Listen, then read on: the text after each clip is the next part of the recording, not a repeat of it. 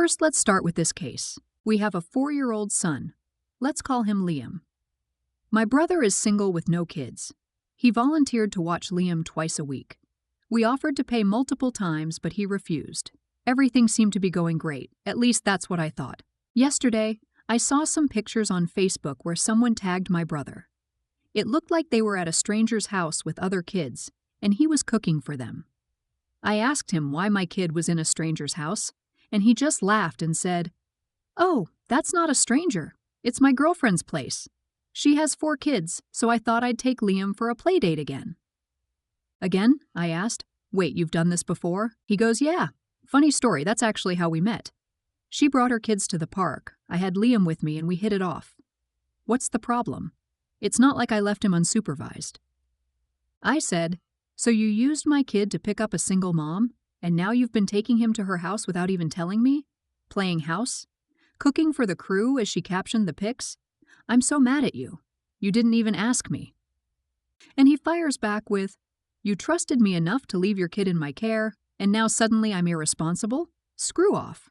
Did I overreact? Do I owe him an apology? Am I in the wrong here? Let's start judging. No one is in the wrong. It's reasonable for you to want your brother to tell you when he meets someone that he intends to have around your child.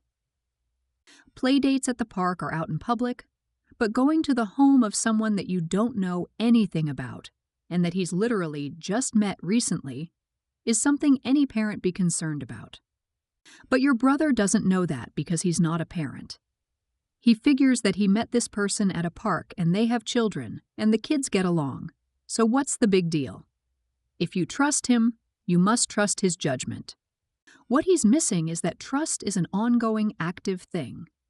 In order for you to continue trusting his judgment, he has to be open with you about what's going on while your kid is with him. He, or any caregiver, daycare, grandma, doesn't matter, should be giving you a quick, 2 to 3 minute rundown of the day every time he has your kid. Sometimes all that's going to consist of is, "We went to the park, he didn't like some of his lunch, but he ate most of it. See you later." But if anything unusual happens or anything changes in his life, that should be included. We had a great time at the park today, and he made some new friends, and I think their mom is really cool. We saw those same kids at the park, and their mom, Molly, and I are really hitting it off, and we've set up another play date at the park, if that's okay. Hey, things are going great with Molly, and she invited us to hang out at the house. I told her I'd check with you and get back to her. We're thinking about Tuesday. Is that all right? If this had happened, you wouldn't have had much of a problem with it. So sit down and talk to him about the fact that the two of you had different casual expectations about how these things go. And as a parent, XYZ, insert your explanation here, is how you would rather these things had gone. Then talk about maybe meeting the girlfriend or possibly inviting him and her and the kids to your place to meet you and your partner, if any. Yeah, this could totally be a blow-up thing. But it really doesn't need to be. No one is in the wrong. If you had sent the kid to preschool, they would be with other kids. So it isn't an unreasonable thing for your brother to do. At the same time, it is entirely reasonable for you to want to meet the girlfriend and the other kids. I would say that your brother was wrong for not introducing you to her first, but not so wrong that he is an idiot. Just a little bit wrong. And you were a tiny bit wrong for how you talked. Not the message, just the words, and just barely. Meet the girlfriend, and unless she turns out to be cuckoo banana pants, it will all be good. I think you both owe each other apologies, but not major apologies, just, "Sorry, I should have asked first," and "Sorry, I should have been a bit politer in what I said," and then you should both forget about it. You're in the wrong.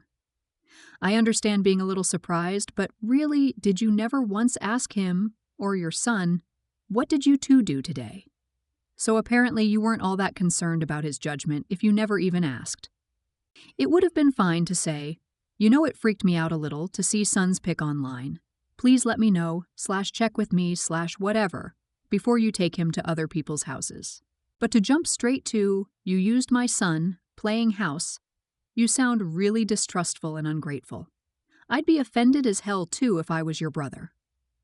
To be fair, I'd have mentioned to you what we did, but I'm gobsmacked that you didn't ask.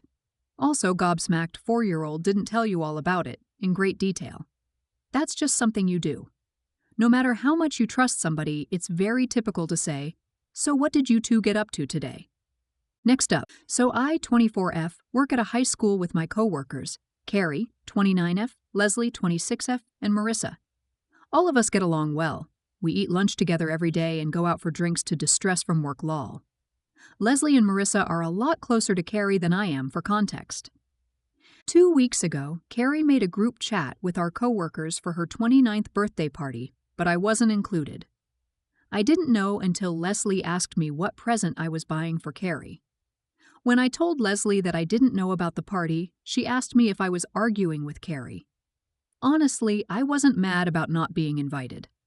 Me and Carrie aren't that close, and she can choose whoever she wants as her birthday guests. Leslie told me the date and place of Carrie's party, but I didn't plan to go because I don't want to be rude and come uninvited. Last Saturday was Carrie's birthday. I sent her a happy birthday message and hope that she enjoys her day. Carrie said thank you, and we had a small conversation about her plans. I didn't get an invite from her, so I decided to stay home. On Sunday, I got some text messages from Marissa that went like this. "Hey, why didn't you go to Carrie's B-Day party last night?" "Oh, I'm not in her group chat, so I thought that I wasn't invited. Didn't Leslie tell you where it was? You could have shown up." "Yeah, but Carrie didn't invite me. I don't want to be rude by coming without her knowing. But still, we're coworker besties. You should have asked Carrie if you could go. If Carrie wanted me at her B-Day, she would have told me. We talked yesterday morning." Convo ended there. Today's now Friday, 5 days since then, and the three of them completely avoid me. We used to eat lunch together in the staff lounge, but now they eat in Carrie's classroom. And whenever I pass one of them during morning duty, they just stare and ignore. The past few days were really rough, and I've cried during my lunches because they were my support system since I started teaching. I genuinely thought we were friends, but now I'm just rethinking about everything. Let's start judging. You weren't invited, so you didn't go. And even if you were invited, that doesn't make you an idiot. Be careful, though. I think someone is stirring the pot here, and I don't think it's OP. You're not in the wrong. So the person hosting the party specifically didn't invite you, despite having ample opportunity to, and they are all upset at you for not going, following perfectly normal and acceptable societal norms? You don't need to rethink anything. These people are not your friends. Screw that. There's a saying, your work friends are just that, work friends and not outside of work. Key your distance from work buddies in the future. Friendly is okay, but don't let your guard down. These gals sound like mean girls from high school that didn't mature. Next up, my wife and I had a daughter recently. We live near my mother-in-law and no other family, so when my wife decided she needs some time away from the baby while I'm at work on occasion, I totally agree, that the natural solution is for her mother to watch her.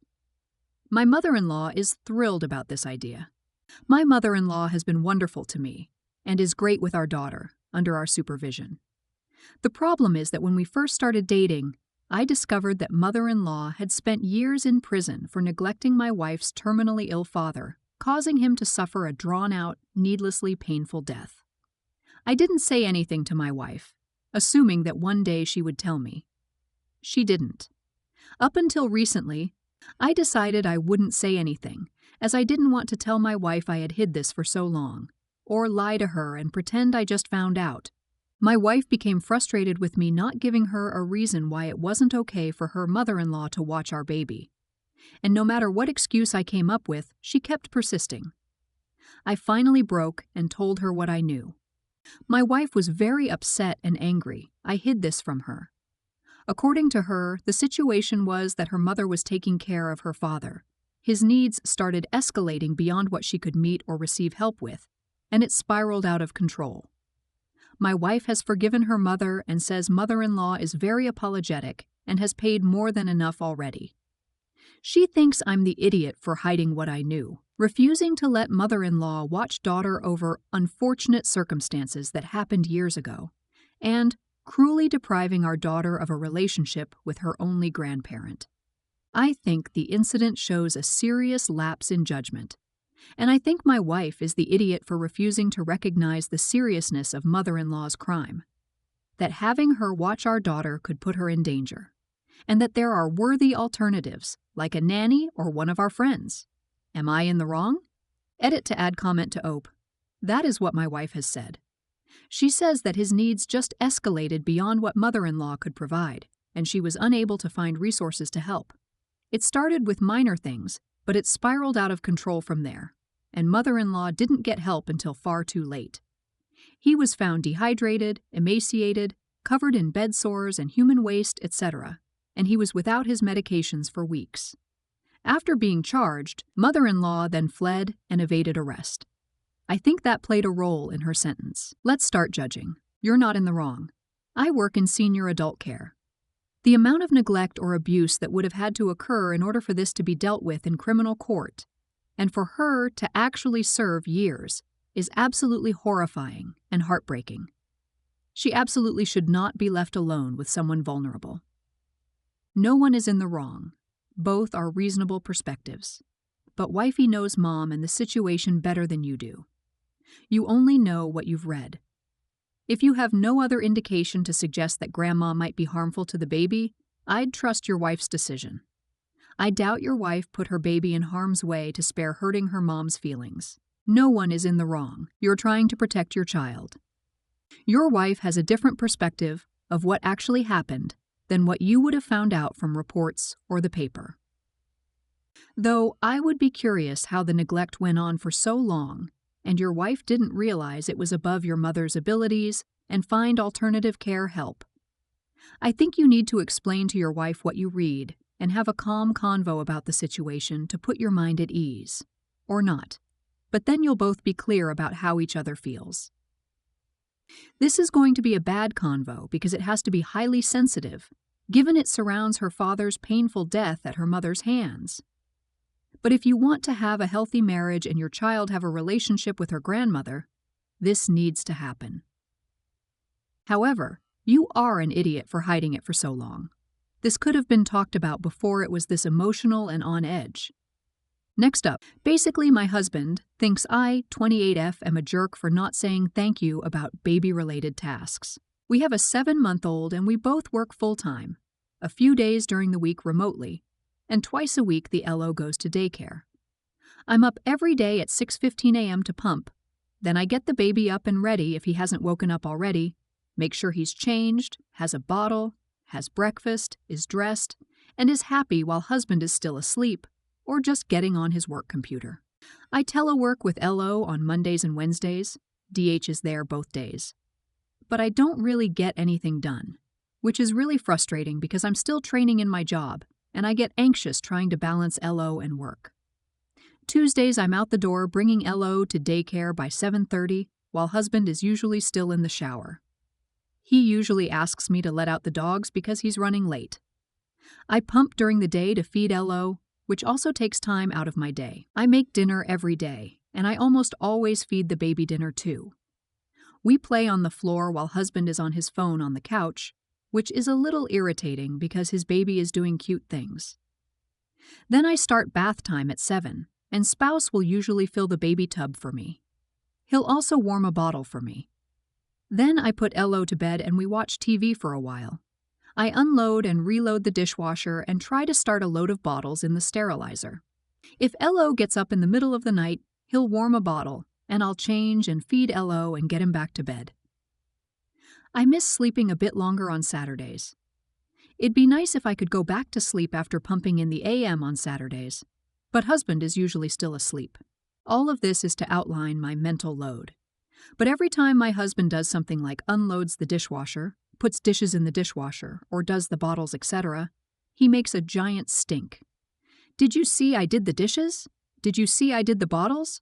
Did you see I took out the trash? Are you going to say thank you? Like, yes, of course I noticed.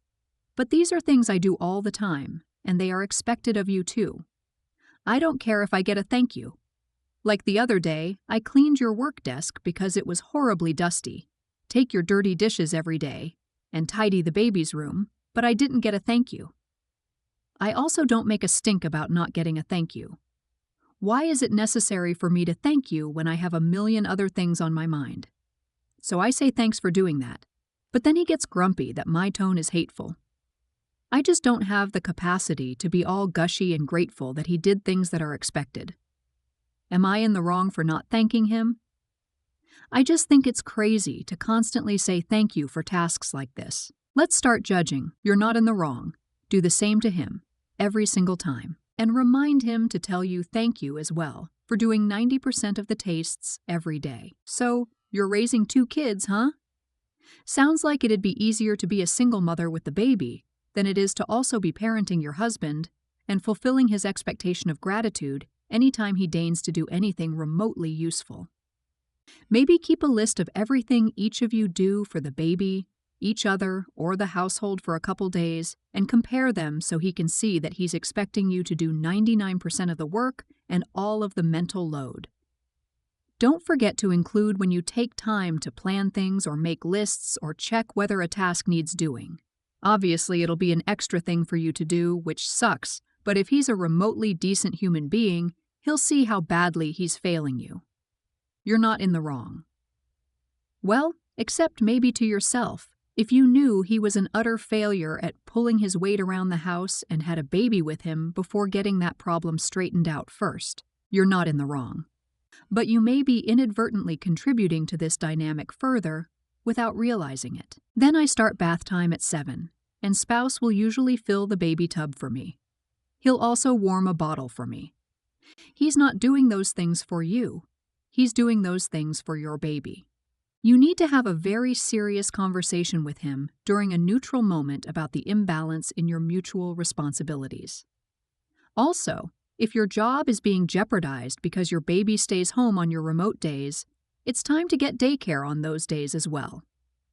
If your husband continues to be a lout, it is going to be important that you have your own stable source of income.